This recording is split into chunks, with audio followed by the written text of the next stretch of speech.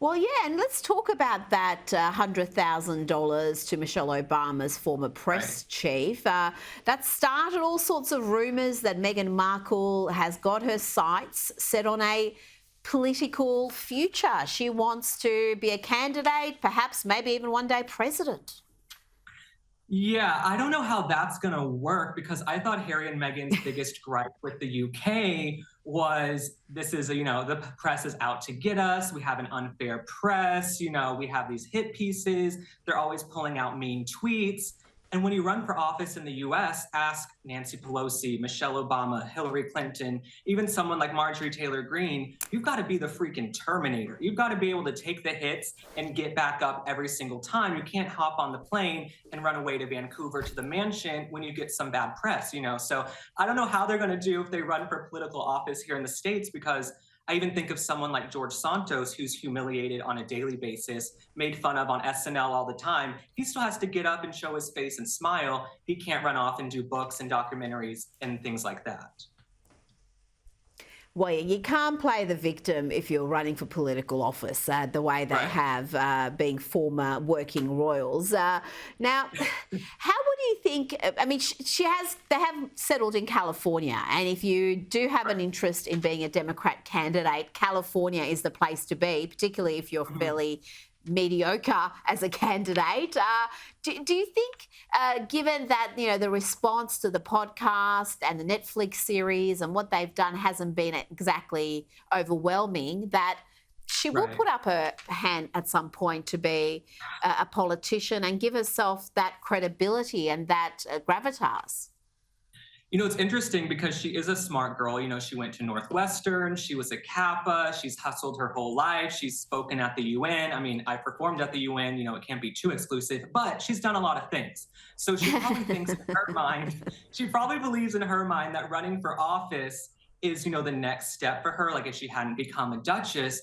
But I think it's been a rude awakening for Harry and Meghan that we don't have royalty here in the States. Are you guys the Duke and Duchess of Soho House? I don't know. You're going to run for city council in Montecito. I don't know what role you're going to have, but we don't have titles here. They don't carry the same weight.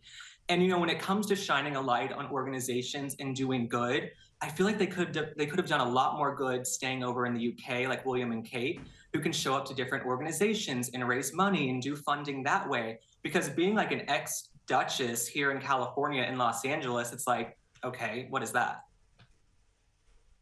Yeah, I think the novelty factor with the couple has well and truly worn off in Hollywood. Now, Right. they're not going to like this either because this is going to be something that I think they would have seen as a massive opportunity to promote their brand. But from what we're hearing, Harry and Meghan aren't going to be major players in the coronation. They're going to be called, well, they've been described as fringe players at the Yes. King's coronation.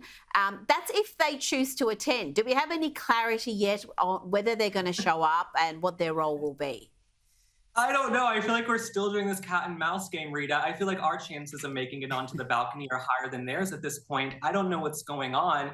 I honestly hope they make it to the coronation just for continuity throughout history. But the thing is, it should be about Charles and Camilla. I mean, Charles, this poor man, he's waited almost 80 years to be king. Charles used to cry himself to sleep at night going, when is mommy gonna go to heaven? I want to be king. Why can't I be king? He's waited decades and decades and decades.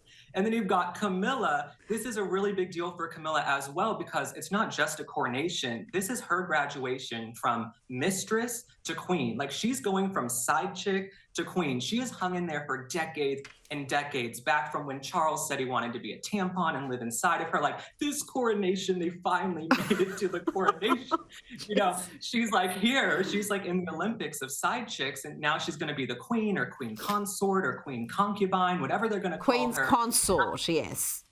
Yes. And I just hope that it's about Charles and Camilla.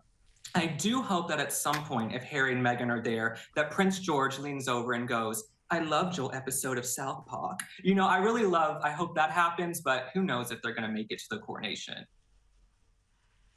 Oh, that would be hilarious. But Camilla's going to be the Queen's consort, not a concubine and no longer a side chick, as I don't think she's ever been called a side chick before Link. So I think that will be a first, certainly on No, I Sky News. respect the hustle. It's I been a mean, the broad has hung in there for decades and decades and decades. Like, she deserves this. She earns this. I mean, the most controversial thing I've ever said online is, I don't hate Camilla. I actually kind of like Camilla. I think she'd be fun to hang out with and throw them back with, to be honest.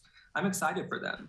I think that's not an unpopular opinion. I think, yes, for a period there, she was probably the most hated woman in Britain, but no longer. I think she is actually very well regarded. People do see her as someone who'd be a good time to, have a drink and a smoke with.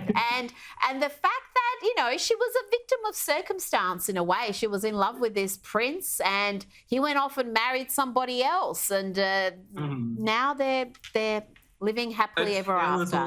Link Lauren, thank you so much.